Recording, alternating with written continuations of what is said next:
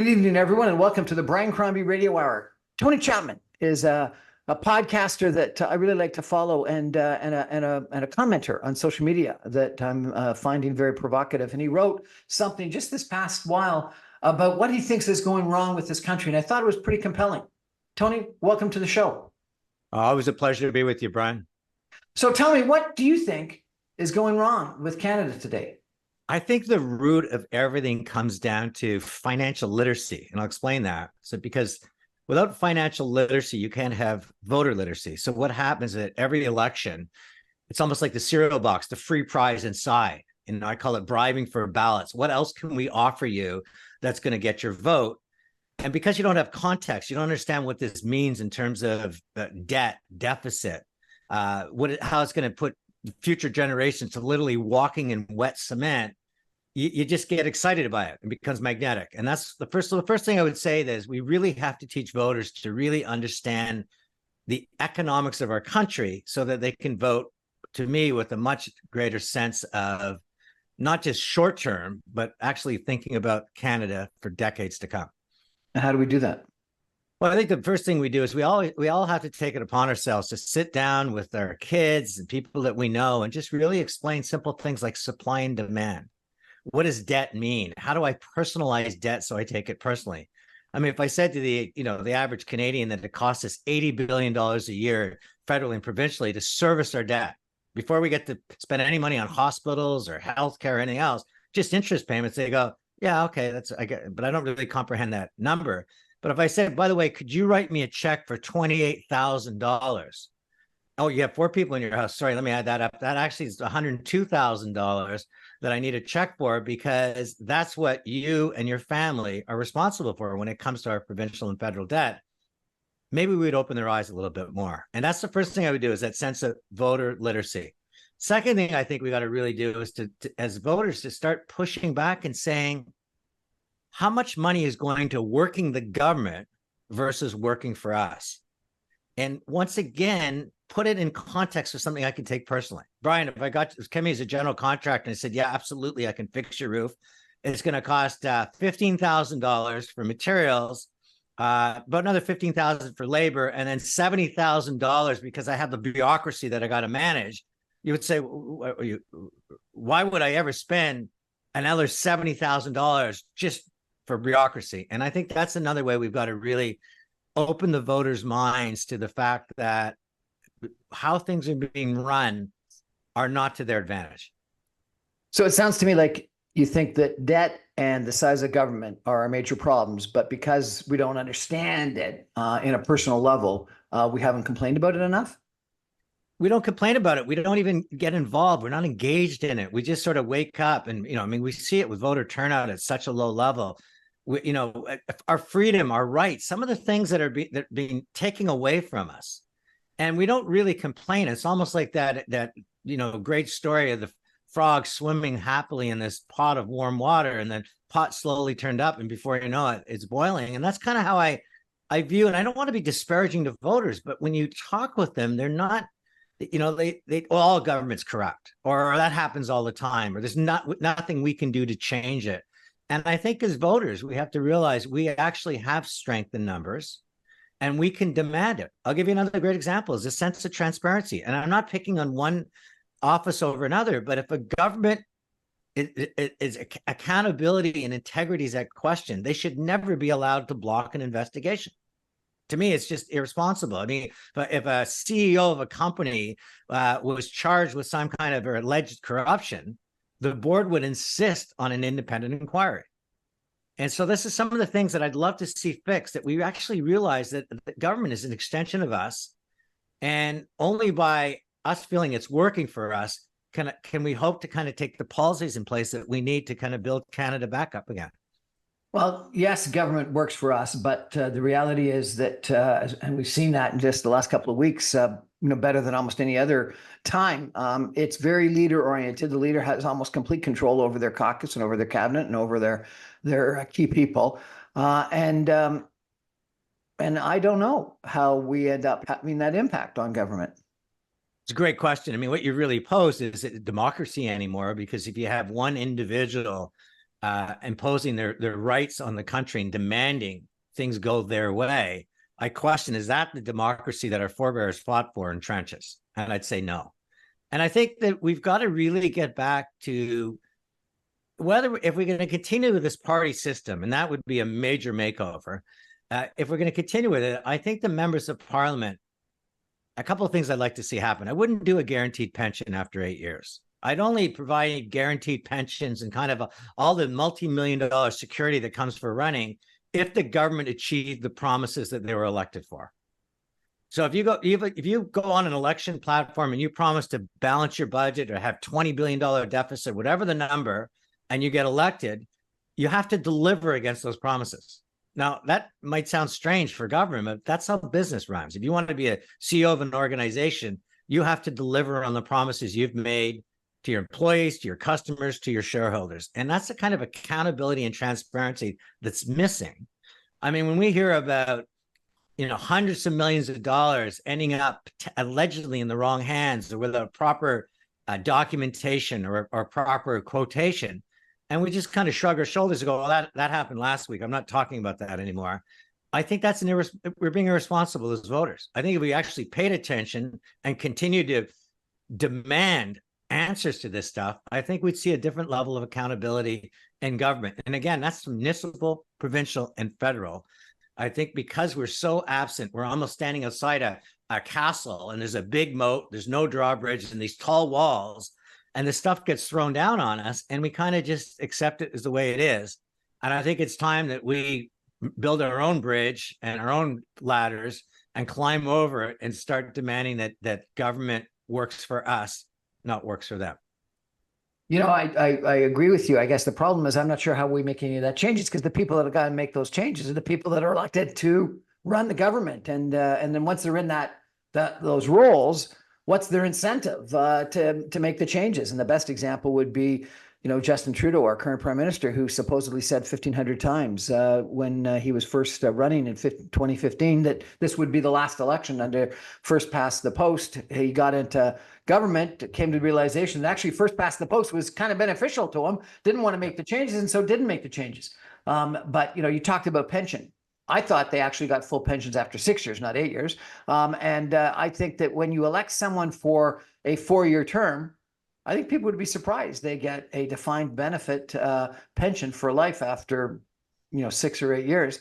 When the vast majority of us are lucky if we get employer contributions into an RRSP and get defined contribution pensions. Therefore, I think that let's just talk about, you're right, 6 years versus 8. Let's not just talk about it as a pension. Let people realize fully indexed. It means no matter what inflation, it's protected. Lavish health benefits, survivor benefits, and it's all taxpayer backed. So it's not, I hope my pension fund is to be there to deliver it. We're on the line. So every time we grow government, we've seen how big we've grown government.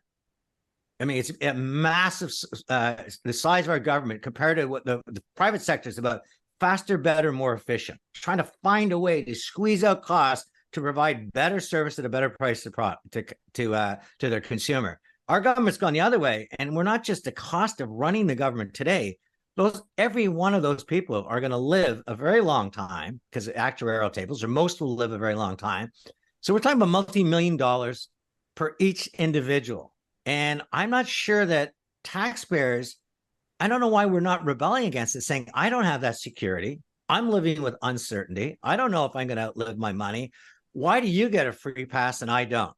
And in the past, the argument was, well, we don't pay the people in government as much as we pay people in the private sector. So therefore, pensions is a way to offset it. I think that narrative has changed. The math has changed. And I think we have to all be in it together. I think that the people working for the government actually had the same kind of rules of engagement as people working in the private sector, the academia, the non-for-profit. I think we would be much more working towards a better Canada versus what I often see as what works for me.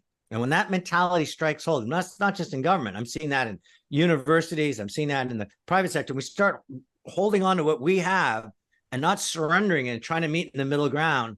I think we have the Canada we're dealing with right now, which is a Canada that's not growing. It's buying its way to the boring its way to the future.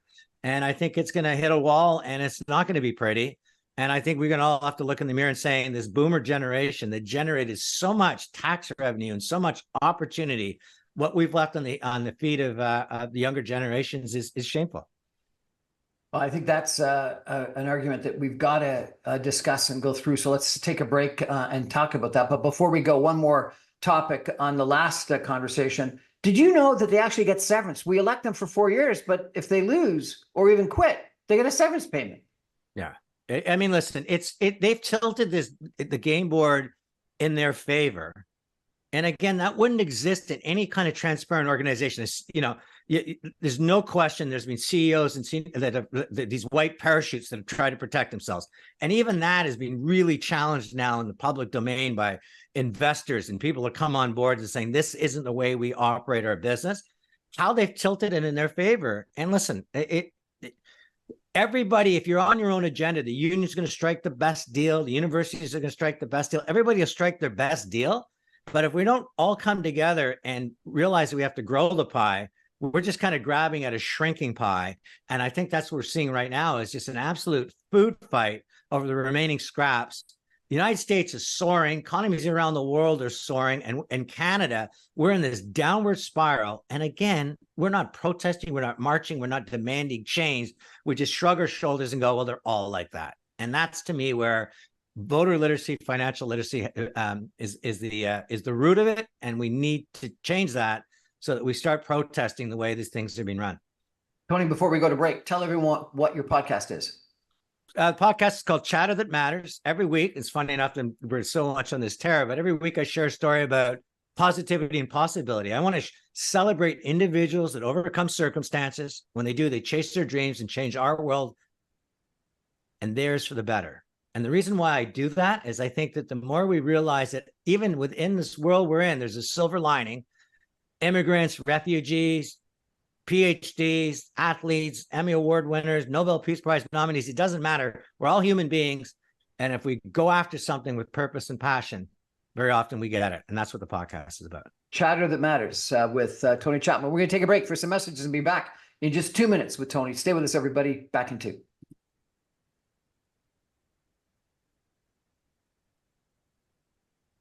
Welcome back, everyone, to the Brian Crombie Radio Hour. My guest tonight is Tony Chapman, who's really quite an eloquent gentleman. He's got a weekly podcast, Chatter That Matters, that talks inspirational stories. But on LinkedIn recently and other social media, he's posted some very provocative commentary about where he thinks the country is going. And Tony, just before the break, you were talking about how you thought that there was a lack of a growth orientation, a prosperity orientation. You know, the statistics are pretty scary. Productivity in Canada is down 40% from where it was a couple of years ago, where we were equal to the United States about a decade ago. We're now 40% below the United States in productivity. Our real median incomes haven't grown in more than a decade.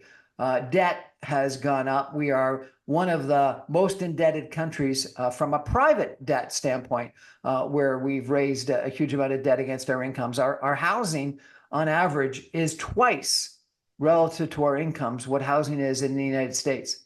What's gone wrong?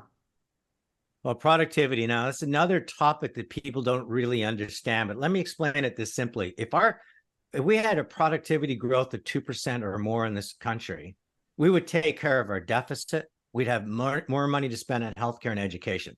What productivity means is that for every worker, they're finding a way to do more. And that's using technology, using research and investment, that's using their ingenuity, and they're doing more. We used to have the same productivity, as you said, with the United States. 1967, we were one of the 5th biggest economy in the world. Now, in the last few years, we've fallen so far that Alabama, one of the poorest states in the United States, has a higher per capita income than us. How is that possible? Because we're not growing the capability of our workforce. Again, we're bureaucratic, we're slow. Foreign investments saying, why would I invest in a country that's got so many layers of complexity, where there's more barriers between provinces than we have in terms of free trade agreements with 60 countries around the world. So our situation, our circumstances aren't set up for success. I'll give you another example, Brian. We built the Trans-Canada Highway, When we're only 20 million people, it took us 12 and a half years. The Eglinton Expressway won't be finished in 12 and a half years. And we built a highway across the country. So what has happened is, again, we're all approaching these opportunities in these silos. We're so determined to protect what we feel is owed to us, that we demand of us. And the reality is we're not coming together and saying, how can we do things faster, better, and more efficient? How can we build that faster, better, and more efficient? How can we not accept the fact that Union Station in Toronto still isn't complete many years later, hundreds of millions of dollars over budget? How can we accept the fact that we have tents everywhere in this city? People don't have housing, or that we've brought in so many immigrants so quickly without even factoring what AI is doing and taking away some of these important first rung on the ladder jobs. None of this gets factored in because everybody has their own agenda. It's like millions of castles out there called Canada, bigger moats, the middle ground's disappeared. And until we find a way to get people to leave their castles, their egos, their agenda, what they think is in it for them, and come back into the middle and say, look, what do we have as a country? Let's build from that. Until we do that, we're going to continue to find this thing that we continue to build walls in our castle. But one day we're going to run out of money. We're going to run out of capability. And we're going to be what a lot of other countries that have followed this game book of being, beholden to the IMF or some other else that's going to come in and have to write a check just to keep the lights on. Okay, so let's break this down in a couple of the discussion points that you raised. Let's talk about interprovincial trade.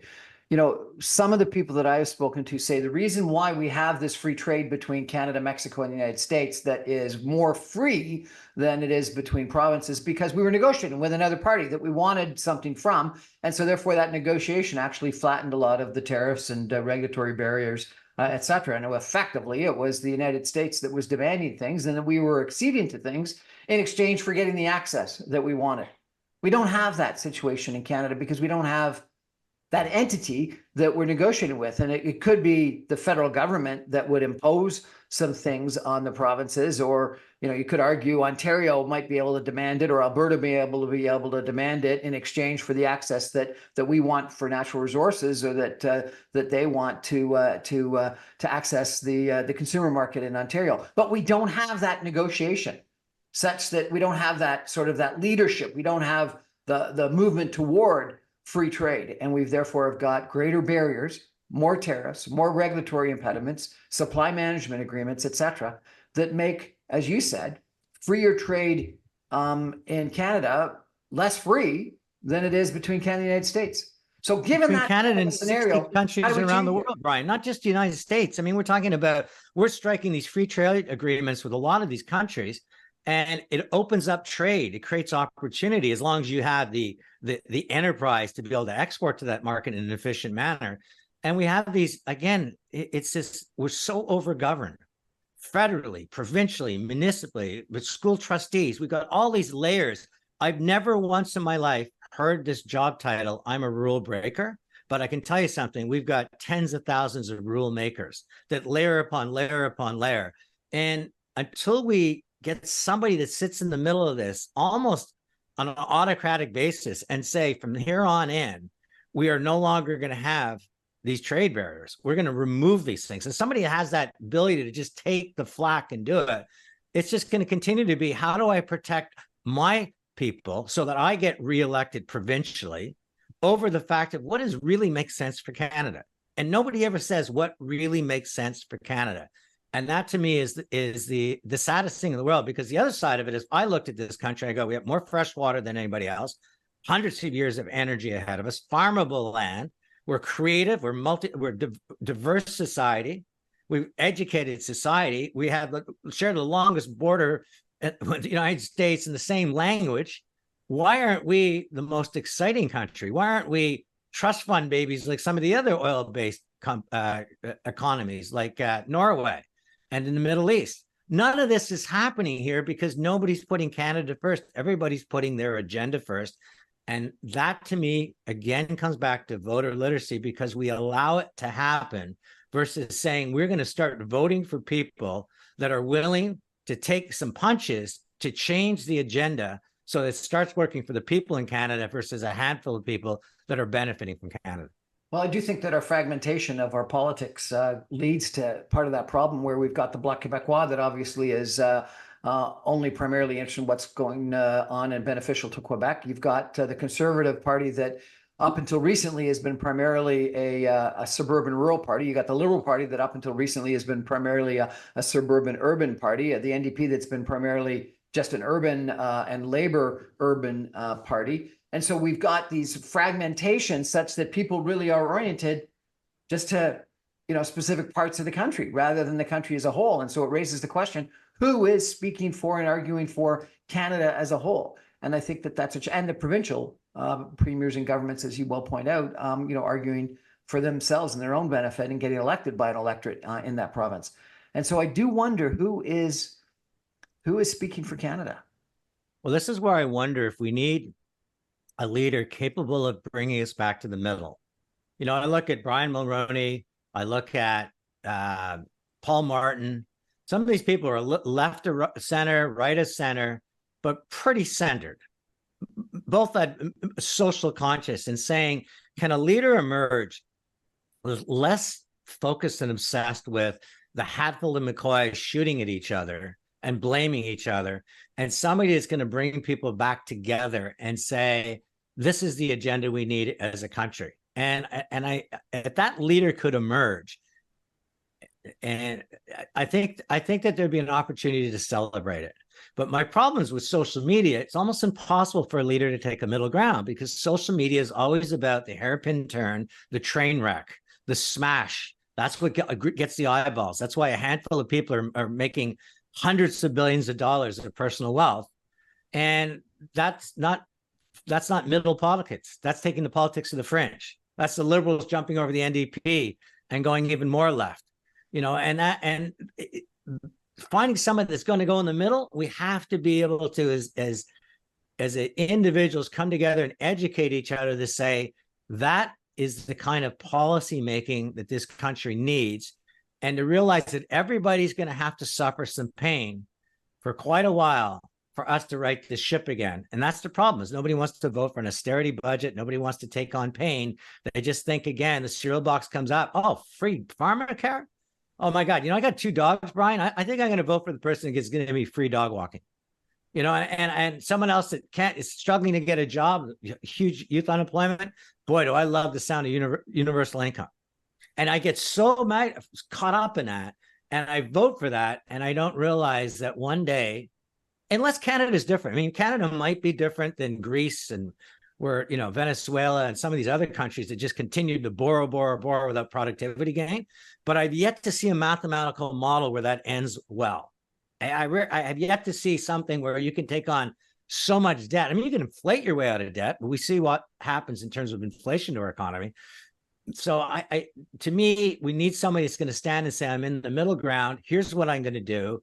Rally our country around it. Get that person a majority government and make some really tough changes, and let Canada know that it's almost a war effort that we need as this country. And that war effort is to take advantage of what we have as this country versus squandering it the way that we've been squandering it for the last 15 years. You wrote a post a week ago. Let me just quote the first paragraph if I could. This is not a political post. It's a post about Canada. I have only had one picture of my country for most of my life, a country that is as vibrant as it is beautiful, where dreaming and doing dance together, a country with a social consciousness and values that radiate humanity and embrace inclusivity. And then you go on to effectively argue what you've just been arguing. What motivated you, a gentleman that's about inspiration and about positivity, to write this real, it's a lament for Canada, effectively? I think Canada can get back to the days that we once had. We have so many things that we have an abundance of intellectual, emotional, and financial and natural resources, an abundance of it. I think we can get back to what we had if we make people believe that, but they have to believe they have to work their way there. I am so sad right now when I see the protests happening on the streets. And I question how our immigration service allowed so many people to have so much hate for humanity, for another race, for even our Western values into Canada. I question that, Brian. I mean, how's that possible?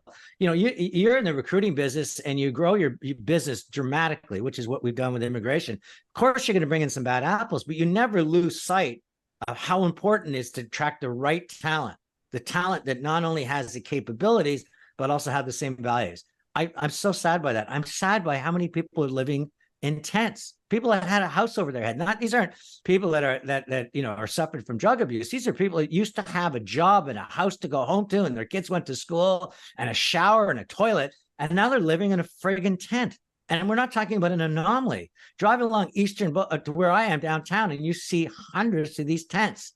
That's their community. That's their village now. Their main street.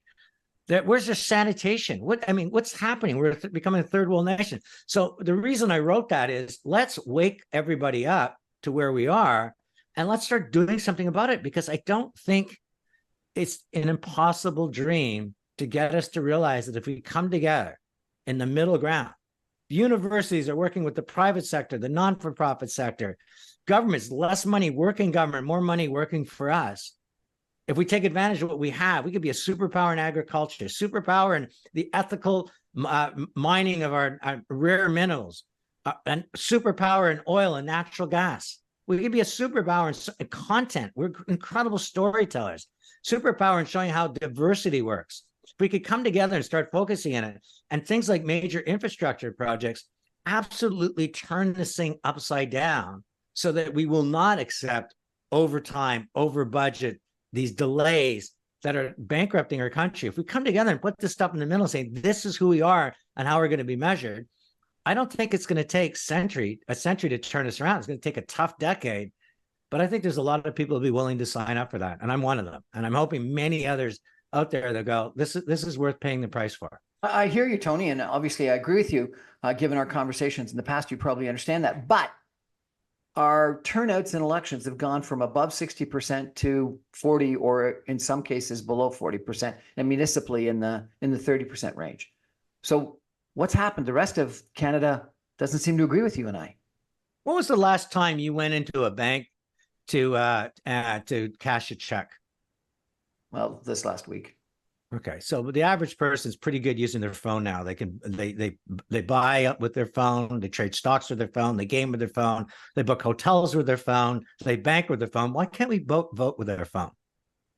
Second thing I would do, and this is me really radical, elections, I would just literally allow each party to answer the four most pressing questions that Canada has, brought together by a board of really smart people, answer those each in a video, and pick one other topic they're allowed to say that they think is their tiebreaker differentiation.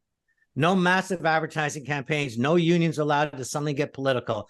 Just these leaders to put this is how I would respond to policy, fully costed out, and they're elected and they're measured on how they deliver against those promises. Maybe we got to be that radical, as opposed to going, I'm going to get elected by promising you a balanced budget in 2 years, and then 4 years later, not only have I completely lost the plot with that, I've also introduced things I never talked about, like suddenly ramping us up to 1 million people of immigration. How could a country ever expect to absorb 1 million people in 1 year? Like, that wasn't part of an election platform. How are you allowed to do that without a referendum? And again, I'm not anti-immigration. That's the lifeblood of Canada. What I want is intelligent immigration. We're the most magnetic country in the world. Our values are freedom, our natural resources, the Canadian dream, access to the United States. We should be attracting the very best people. It should be a quality, not quantity game. So these are the things that doesn't take rocket science to fix, but the problem is the rhetoric over reality and what's in it for me politically. If I bring in a lot of people that might vote for me later on, is this more important than bringing in the people that are right for Canada? That, I think, is the biggest issue we're dealing with as a country. Provocative conversation tonight with Tony Chapman. We're going to take a break for some messages and be back in just 2 minutes with Tony Chapman of Chatter That Matters. Stay with us, everyone. This is, I think, the conversation that we as a nation need to have, particularly given that it's likely that we're going to have both a provincial and a federal election coming up in Ontario and Canada within the next year. And we need to get turnout up. We need to get the issues on the table, and we need to elect governments that are going to make some positive change for us. Stay with us, everyone. Back in 2 minutes with Tony Chapman.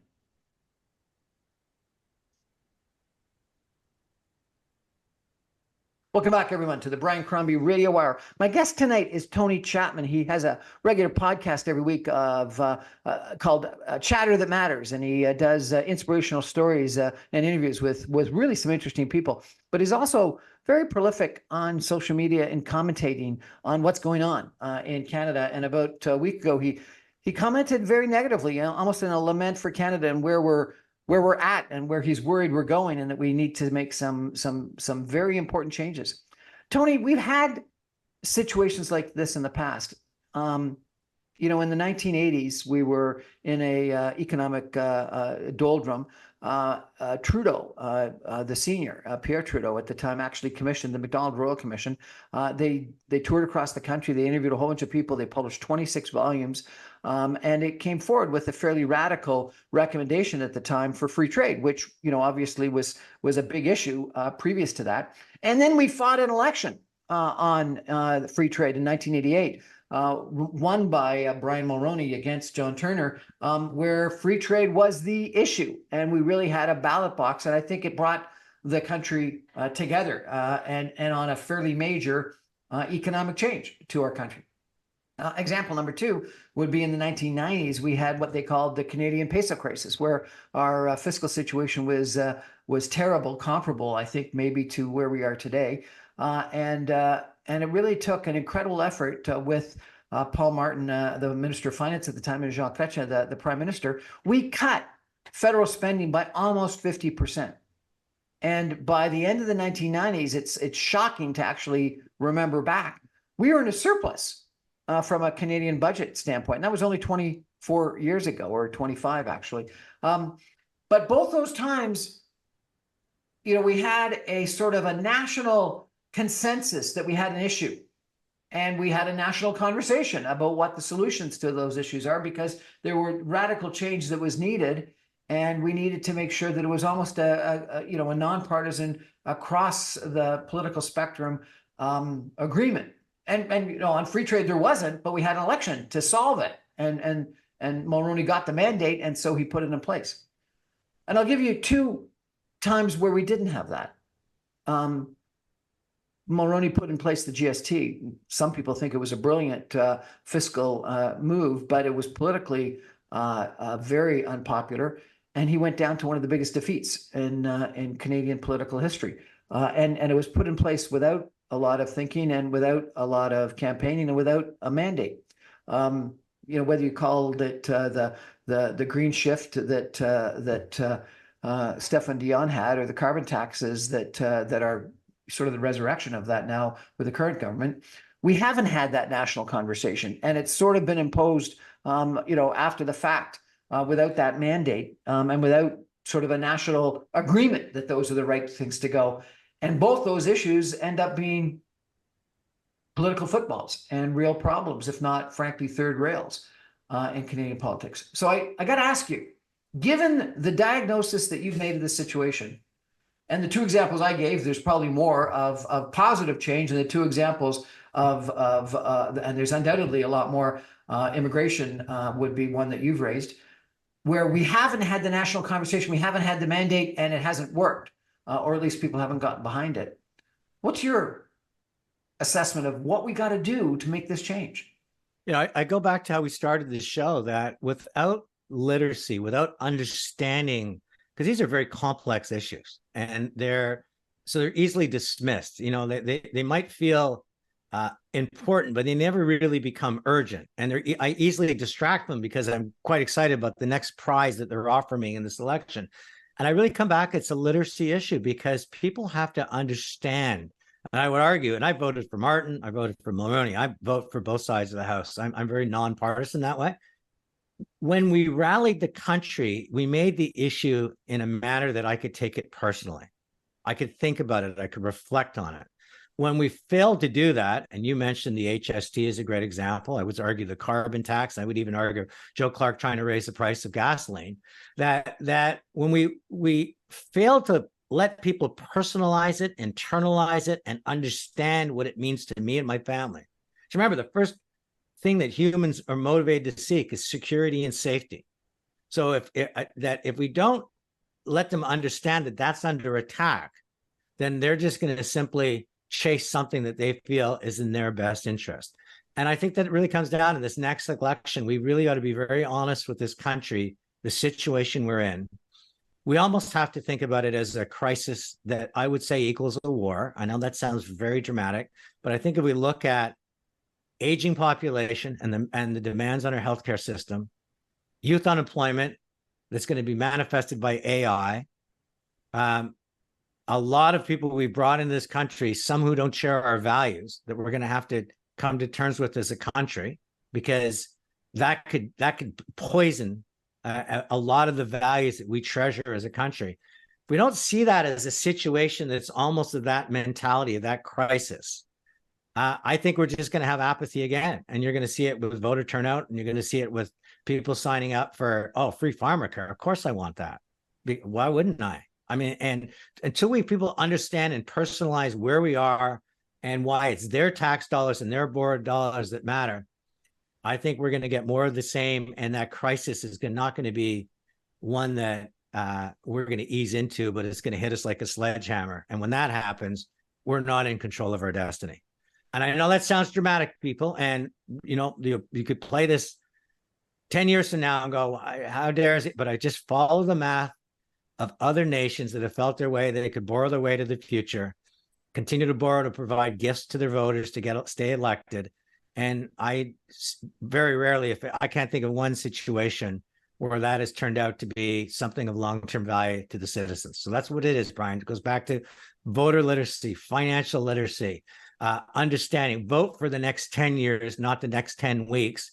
Vote for reality, not rhetoric. Vote for policy, not promises, and hold our politicians accountable. And again, this is municipal. I never voted for a 10% property increase in Toronto. Never. If somebody said, by the way, my campaign is going to include a 10% property tax increase with no savings, just spending, I wonder if that would have been a different outcome. But if I don't have to commit to anything when I'm getting elected and change everything when I'm elected just because I have the votes, I think that's not the democracy that people signed up for in World War I and World War II to preserve. Okay, fine. But I come back. How do we change it then? We need a leader. We need a leader that is willing to stand in the middle, willing to invite people that are away from the fringes and come back and join them in the middle, show that they're socially conscious, but also focused on productivity and growth. Talk about the realities of what we need to do. Talk about revamping our education, our schooling system. Get ideology out of schools, teach these kids the kind of ideas they'll need to compete in a future where jobs are going to be populated in the cloud, and machines are going to be going into every corner of our economy. Somebody's going to go in the middle and look people in the eye and say, this is what we need to do in the next 10 years to get Canada back. And I would be so bold as to say to you that I consider my passport one of the greatest passports in the world. And if anybody's on the street right now calling for the end of a civilization or a country or Western values that have been granted a permanent residency or a passport or a visa, I would take that away. And I know that's not going to be popular with a lot of people, but we need to preserve the values of Canada, because our ability to attract like-minded people is also a big part of our future. Okay, so again, let's break some of these down. Immigration. Right now, we hire people primarily based on are they employable? Have they got a good education? Do they have the skills in areas of employment that we think are necessary? You're arguing to add in some sort of a values test? Yeah. So first of all, I think we were doing an amazing job in immigration for a very long time. And a lot of the stories I cover, people that have come to Canada now, 50 years later, are giving major donations back to hospitals and stuff because this country's been so special to them. So I am very pro-immigration. What I'm saying is when you take the numbers up to 1 million, you're vetting, and unless you've got a process that says I can suddenly dramatically increase that input, very hard to do, even in business. I can dramatically expand the funnel. I question, are we having the same scrutiny as we've done in the past? Because I don't remember tens of thousands of people in our streets screaming for the end of a civilization, an ally, nor do I remember tens of thousands of people chanting that they're anti-Western values. I don't remember that. So I might be getting old, but if that's the case, why is that? How did that happen? How did those people suddenly emerge on our soils and saying, we don't want to build Canada, we want to tear it down. And that to me is that what I'm appealing to Canadians to say, you got strength in numbers, you got to vote. This is our passport. Is that who we want in our country? Or do we want to replace those 10,000 people with 10,000 people saying, where can I go to help build this country? How can I be a doctor in a rural community? How can I be an engineer? How can I be involved in the trades? How can I farm more land? What else can I do? Because I am so honored to be in Canada and so excited about the prospects of this Canada that if anything, I'm going to work 7 days a week versus being on the streets marching 5 days a week. And that's my only point. My point is not anti-immigration. My point is the process by which we brought all these people in, and how has it suddenly happened that on our city streets, we're having this kind of anger and hatred. I'm for freedom of speech, freedom to protest. What I'm not for is when you're calling to the end of someone else that's, by the way, a human just like you. Tough issue. Okay, a second issue that you raised, you talked about a rules breaker versus the rules creator. StatsCan did a big survey and said that we've got some of the most restrictive regulations and red tape on housing, on minerals, on setting up new businesses, on natural resources in the Western world. On average, it takes 2 to 3 times as long to get a real estate development approved as it does to actually build it. It takes 7 to 10 years to get a new mine or natural resource approved, such that risk capital just doesn't come to Canada because it goes elsewhere.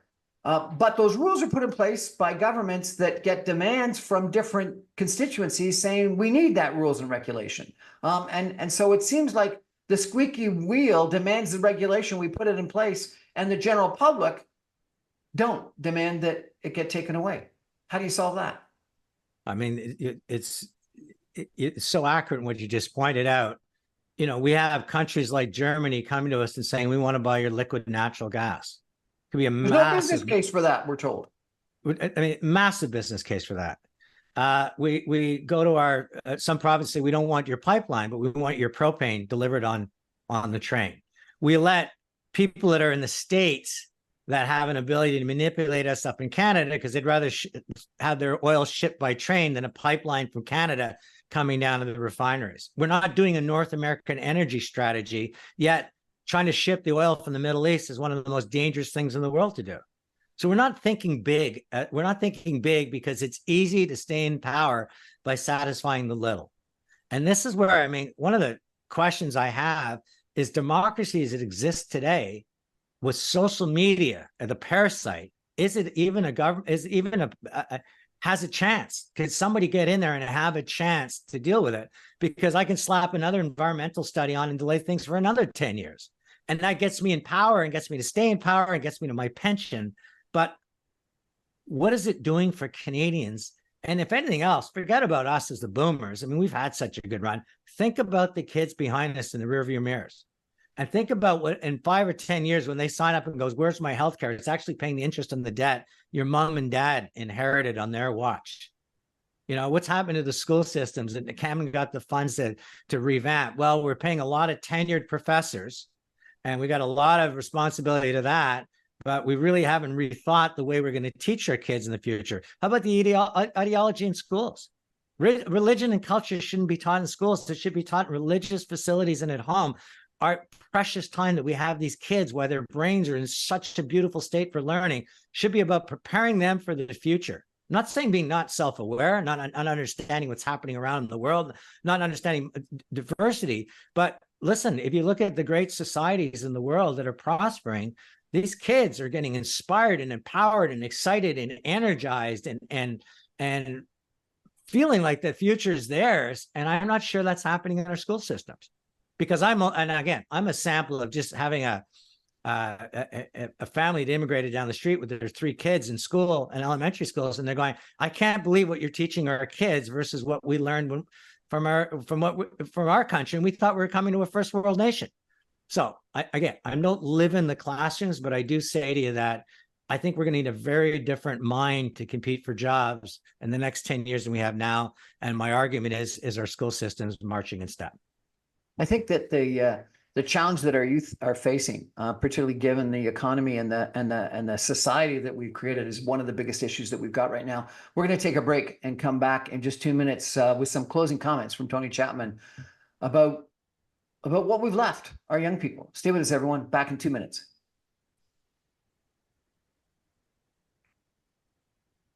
Welcome back, everyone, to the Brian Crombie Radio Hour. My guest tonight is Tony Chapman of Chatter That Matters podcast. Tony, you and I chatted a couple of months ago, and you said something very provocative to me at the time. You said that our kids are walking in cement because of the situation we've left them with debt and deficits and AI and climate change and a whole bunch of other issues.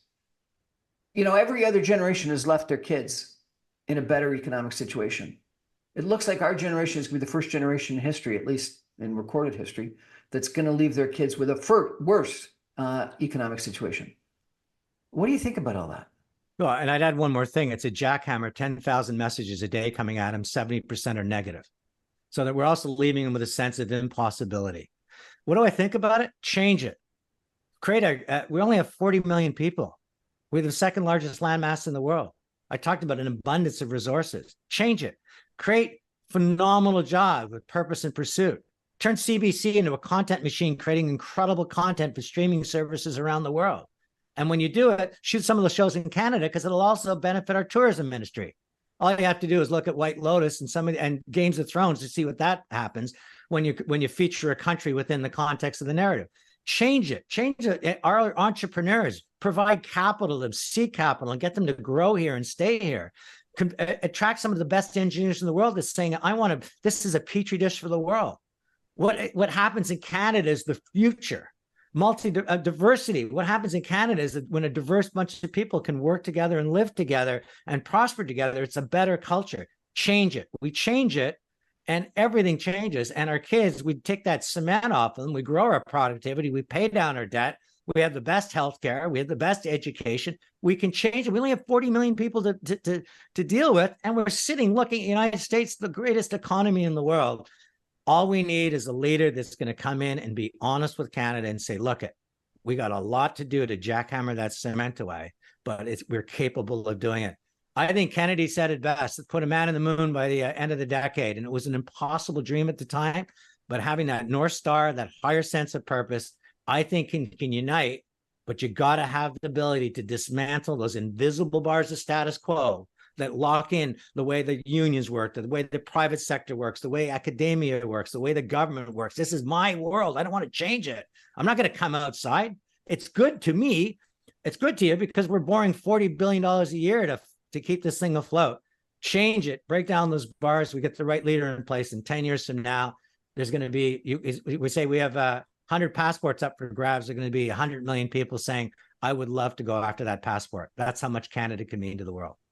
Tony Chapman, excellent challenge for us. I appreciate it. Thanks so much for joining us and challenging us to get a better future. Appreciate it. That's our show for tonight, everybody. Thank you for joining us. I remind you, I'm on every Monday through Friday at 6 o'clock on 9:60 a.m. All of my podcasts and videos go up on social media, podcast servers, and YouTube as soon as the radio show goes to air. Good night, everybody.